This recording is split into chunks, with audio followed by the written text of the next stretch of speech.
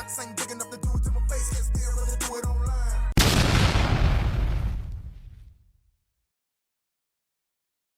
She said, were you intimate with Tory Lanez? And she said, what? And then it was like, no. And I was like, she lying. What's up, YouTube? We back. Man, let's go ahead and start this thing off right, man. If you got a loved one doing time in prison,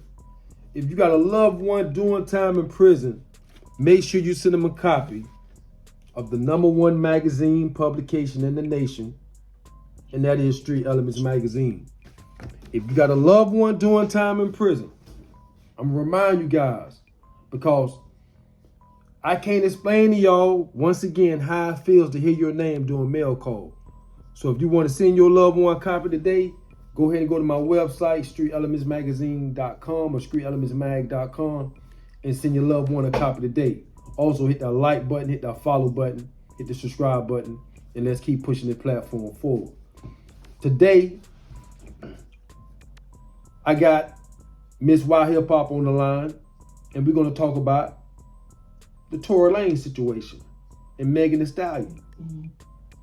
It's new evidence that's out now to say that, hey, possibly the truth wasn't in the courtroom. Well, so allegedly it seems like Kelsey actually was the one who popped Megan Thee Stallion in her foot. Don't scroll, you heard me correctly. So Kelsey's old bodyguard finally came forward and stated that during a phone call conversation, Kelsey admitted that she was the one who popped Megan. That Tory Lanez never touched the firearm. In fact, he tried to stop her from continuing to bang at Megan. You guys remember, the original witness had stated at first that he seen those two women fighting down the street. Then the guys broke it up. One of the women went to the car, and that's when shots were getting fired from the car. Kelsey banged the firearm 3 times at Meg. When the firearm fell to the floor, it went off twice by itself. Also, if you guys remember, when they were testing for DNA on the firearm, there was DNA on the firearm. They could not figure out who it was because it wasn't Tory's. Well, they never tested Kelsey for DNA, and she has immunity. So there's that. Tory Lanez lawyers came out and stated that the guy said the only reason he came out about this was because he wasn't on the NDA, and it was weighing on his conscience. Probably because he's seen Tory Lanez get 14 times, you feel me? Which is crazy. Well, they're still making the Stallion fans Jad, what you got? What you got today?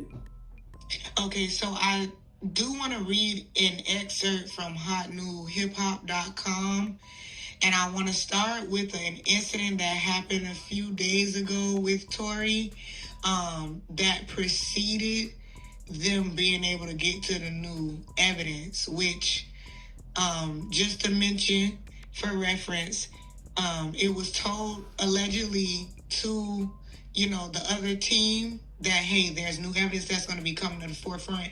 And then all of a sudden, Tory Lanez ends up with this situation. So he was allegedly stabbed and wounded 14 times behind bars. He was stabbed in his back, torso, head, and face.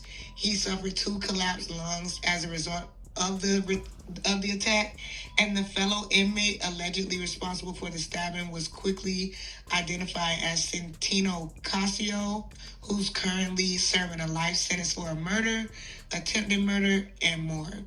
So right now, this man basically was fighting for his life. And apparently it came out that possibly he ain't the one who pulled the trigger. Yeah.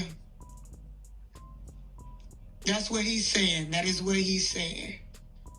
So apparently, just to elaborate on what you're saying, he says that he had like a conversation with a blogger named Jason Lee, and he told him that he knows he's innocent. He's always been innocent. And Jason Lee was like, well, why did you, admit to something that you didn't do?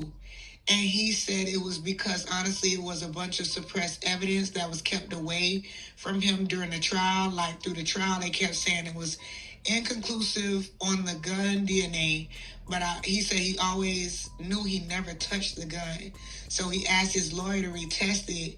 And sure enough, it was 102% excluded that he had anything to do with that.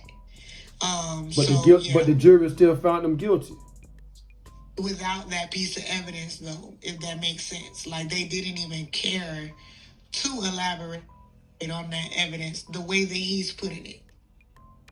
So he said he took the rap for Kelsey. He never wanted her to go to jail, and he never wanted Megan to get hurt or anything. So in him stopping her from getting shot, he got a raw deal. So basically, he's alleging that they were the ones that were arguing, and Kelsey, which is the ex-best friend of Megan Thee Stallion, was the one that actually, allegedly did the pew-pew to her foot. So do you believe that now that that's come out? I believe this here, man. You can go to prison and don't make it out. Yeah. For a humbug. Yeah. You can end up going to prison. You can put yourself in a situation where you go to prison on a humbug and possibly don't make it out. Because there's been some people who have been in his situation who didn't never have an opportunity to get back out. Right. On a humbug. Meaning just in the wrong place at the wrong time. You trying to stop your brother from doing something, or you trying to stop your girl from doing something, or you trying to stop a fight and something happened and boom, boom, you end up in prison with a life sentence, or you don't even make it back out because something happened to you. Yes, I lied to Gayle King.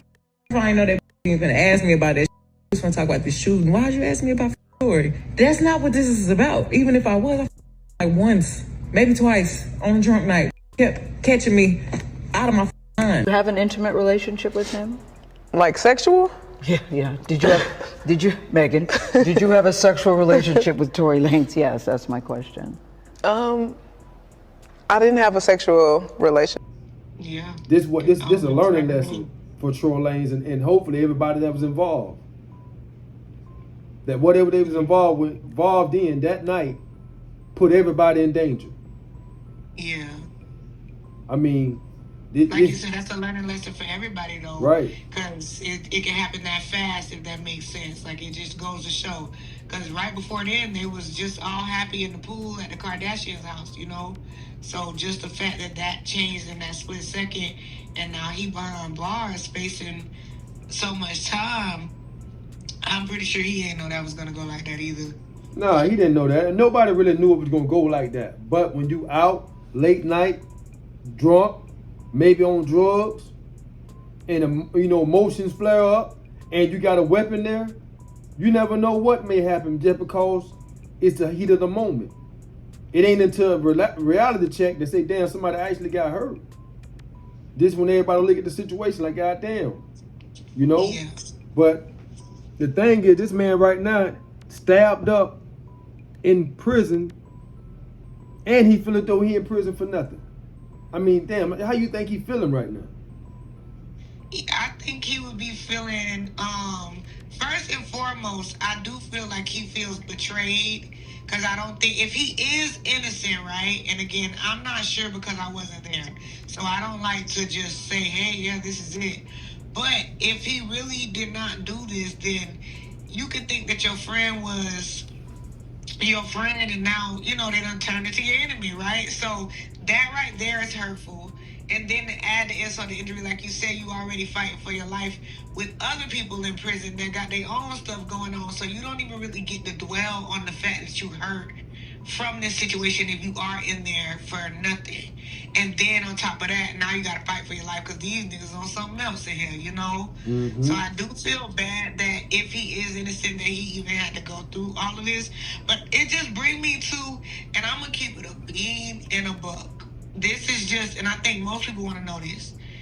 Why not say something then? Especially if you're going to say something now.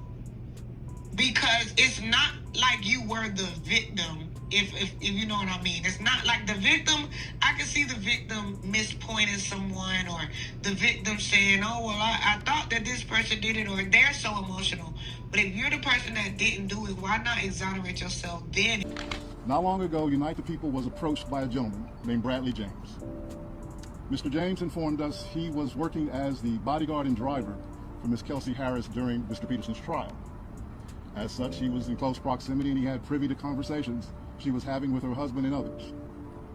Mr. James informed us he was not under a non-disclosure agreement or a confidentiality agreement and was free to speak with Unite the People, and that he was doing it because his conscience would not let him not speak and leave a man in prison for something he did not do. Mr. James informed Unite the People that he was witness to the conversation Ms. Harris had, where she stated she had the gun, she fired it 3 times, Mr. Peterson grabbed her arm and knocked it down, and the gun fired 2 more times. In essence, Mr. Peterson never shot anybody, never even touched that gun, never fired the gun. This statement aligns with the statement of the only non-party witness to the case, Mr. Sean Kelly, who at trial testified he saw 2 women fighting, 2 men break up the fight, 1 man grabbed the other one's arm, gunshots came from the passenger side. Passenger side is where Ms. Harris was sitting. Working on a story, and this has been something that has been quite a movement. I did a petition with the Caldwell Institute. Let me stop this for a minute. You hear what they say? Railroad. So you got to realize it's a lot of people that's in prison that have been railroaded. Yeah. It's a lot of people in prison that has been railroaded, meaning they just wanted you off the street. They don't care if you was innocent or guilty. Their job as a prosecutor is to send you to prison. Yeah. You know, so that's just what, let me see, let's go ahead and get back into this. CaldwellInstitute.org, where artists like Drake has encouraged his more than 140 million followers to sign this petition. We put it up on Wednesday. We're at almost 300,000 signatures today that advocate for the governor of California to intervene on this and pardon him, because I believe he was really railroaded. So damn, now, this all on mainstream media, saying that this man been railroaded. Now, you as a prosecutor supposed to at least say, hold on, man. Let me relook at this. But guess what? It looked bad on them to say that they made a mistake. Yeah, that makes sense too. Like before they do that, they'll let them rot in prison. It looks bad on them now. They can't come back and say, oh, we made a mistake. Now look, because now he could have a lawsuit against him. Yeah. Most definitely. You made a mistake and sent me to prison? And I was innocent? And I done went ahead and got almost killed? That's another thing. Like when we say, like, why was he waiting? Maybe he was waiting for the evidence to show that he was innocent. And, you know, when they're not playing fair already, that's hard to do. After over 2 years in prison without incident, Tory was stabbed 14 times just days after a major national news outlet reached out to Megan Pete's team, Kelsey Harris, and former DA George Gascon about a story on new evidence in this case. You don't have to believe in conspiracies to see the pattern. When evidence was about to come to light, Tory was nearly killed. So let's stop pretending this is complicated. Let's stop treating this like some cultural war flashpoint. This is about a man, a father, a son, Daystar Peterson, who has sat in a prison cell for over a year based on a case that wouldn't pass the smell test in any honest courtroom. The prison system can no longer guarantee his safety, and that alone should be grounds for immediate action. But combine that with the overwhelming evidence of a botched investigation, and this becomes not just a legal issue, but a morale emergency. Tory Lanez deserves a new trial. He deserves due process. Now the thing about that, nobody don't hear her though. I hear her loud and clear. Yeah. But nobody don't hear her. What you translating to what she's saying? She's saying you got a man in jail that's innocent and then lost his life in here because y'all want to make a name for yourself. Yeah. Y'all don't care who y'all prosecute, long as y'all get somebody locked up. And it's sad, but like I say, man, I've been telling you guys, man, it's a plan without the black man. Y'all gotta understand that. In any way they can attack us from whatever angle they want. They really want to get you in them court systems. Because they know once they get you in them court systems, they got you back in slavery. They got you now. So you got to do by all means, you got to stay free out here, homie. Stay free. You know? But we'll follow up on some more news coming up soon, man. But y'all know my motto, man. Make it happen. or you capping?